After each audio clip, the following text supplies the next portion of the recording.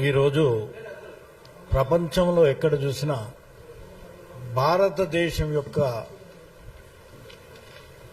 పేరు లేకుండా లేదా మన అస్తిత్వం లేకుండా ప్రపంచంలో ఏ దేశం లేదని మనం గర్వంగా చెప్పుకోవచ్చు. ఎందుకనంటే ప్రతిదీ మన వేదాల నుంచే వచ్చింది. ఇది వేదభూమి, ఇది కర్మభూమి. ఈరోజు ఈ నాసా వీళ్ళు ఏ ప్రయోగాలు చేసినా ఒకప్పుడు ఇవన్నీ మన వేదాలలో ఇప్పుడు కూడా ఉన్నాయి. ఆ మధ్య ఒక సమస్య వస్తే మన శంకరాచార్యుల వారు పోయి అక్కడ ఉండేమిటంటే దాన్ని సరిదిద్దిన సంఘటన కూడా ఉన్నది. అంటే ఇవన్నీ మన వేదాలలో నిక్షిప్తమై ఉన్నది. కాలక్రమేణా మనం వాటికి కొంచెం దూరం కావటం, కేవలం ఒక వర్గం వారే దాన్ని ఇంకా కాపాడుతూ పోతున్నారు. కాబట్టి ఏమిటంటే దీని గురించి ప్రపంచంలో ఇంకా మన గౌరవం ఉన్నది. కాకపోతే మనం గౌరవించుకోవడం అనేది కూడా నేర్చుకోవాలి. ఈరోజు ప్రపంచంలో చూడండి, ఒకటే మీ అందరికి ఒక చిన్న ఇప్పుడు విషయం చెప్తాను. ప్రపంచం మొత్తంలో ఎన్ని వారాలు ఉన్నాయండి? వారానికి ఎన్ని రోజులున్నాయి? 7 రోజులే కదా. ఆదివారము ఆదిత్యుడు, మనం ఆదిత్యుడు ఉంటాం, సన్ అని ఇంగ్లీష్లో అన్నారు. మూన్ సోముడు అంటే చంద్రుడు. సోముడు, మంగళుడు, బుధుడు, గురువు, సాటర్న్, శని ఇవన్నీ మీరు వింటున్నారు కదా. ప్రపంచంలో ఈ వారాలు తప్ప ఇంకేమైనా వారాలున్నాయా చెప్పండి? మరి ఎక్కడి నుంచి పోయింది? దానికి ఆద్యులు ఎవరు? మనం కాదా? మనం గర్వపడాలి. మనం గర్వపడాల్సిన అవసరం ఉన్నది. ఇప్పుడు ప్రపంచీకరణలో చాలా మార్పులు వస్తున్నాయి, తప్పులేదు. మనం కూడా ప్రపంచానికి పోటీకి ఎదగవలసిన అవసరం ఉన్నది. అంత మాత్రాన మన వారిని మనం అవమానించుకోవడం, కించపరచడం మంచిది కాదు. ప్రపంచవ్యాప్తంగా ఈరోజు బ్రాహ్మణానికి గౌరవం ఉంది. ఇతర రాష్ట్రాలలో కూడా దేవాలయాలు ఏర్పాటు చేసిండ్రు. అక్కడ అర్చకులు కూడా బ్రాహ్మలే ఉన్నారు. ఇక లేరా ప్రపంచంలో వేరే కులాల వారు? బ్రాహ్మడు అంటే కేవలం అర్చకుడు అంటే జీతం కొరకో దీని కొరకో కాదు. వాళ్ళు ఎంత కష్టపడితే 9వ సంవత్సరంలోనే అడుగు చేసుకొని ఆయన ఏమిటంటే వేదాధ్యయనం చేస్తాడు. వేదాధ్యయనం చేసి 12 సంవత్సరాలు కనీసం వాళ్ళు వేదాధ్యయనం చేసి తల్లిదండ్రులకు అన్ని సుఖాలకు దూరంగా ఉండి అష్ట కష్టాలు బట్టి వేద విద్య నేర్చుకుంటారు.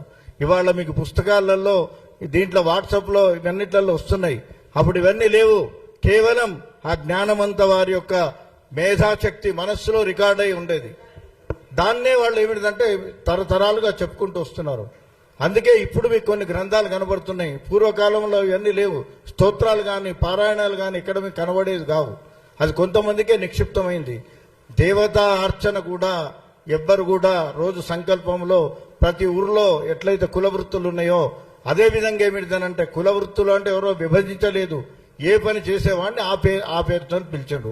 4 రామయ్యలు ఉన్నారనుకోండి, ఏ రామయ్య అని అంటే ఫలానా అయ్యగారు రామయ్య, లేకపోతే వడ్రంగి రామయ్య, లేకపోతే ఫలానా కంసాలి రామయ్య అని ఇట్లా పెట్టి వాళ్ళు చేస్తున్న పనిని బట్టి వాళ్ళని విభజించారు. కానీ కుల వృత్తి కానీ కులాల విభజన కానీ ఎవరు చేయలేదు.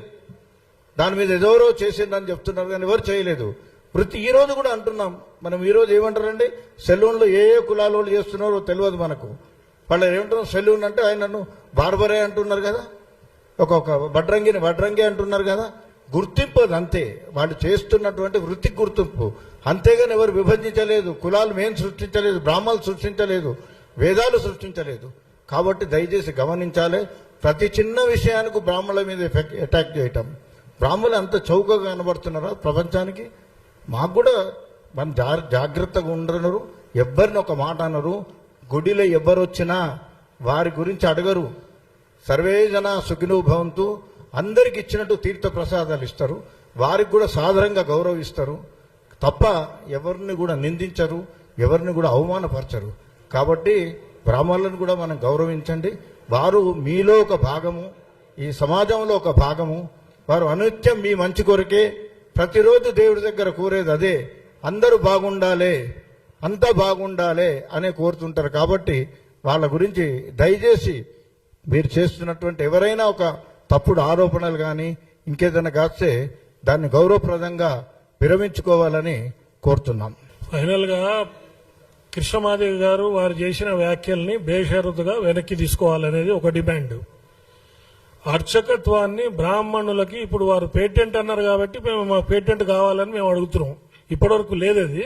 ఇప్పుడు పేటెంట్ కావాలని చెప్పి మేము అడుగుతున్నాం.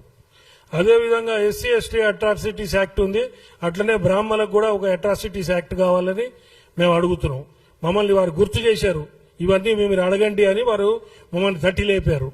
అదేవిధంగా ఈ రిజర్వేషన్ వ్యవస్థని మొత్తం తీసేసి ఎవరికి జ్ఞానం ఉంటుంది, ఎవరికి తెలివి ఉంటుందో మీరు పెట్టండి. ఎకనామికలీ బ్యాక్వర్డ్ అనే ఒకటే ఒక రిజర్వేషన్ ఉండాలనేది కూడా మా అందరి డిమాండ్. Thank you. రిజర్వేషన్ వ్యవస్థే తీసేయాలని అంటున్నాం.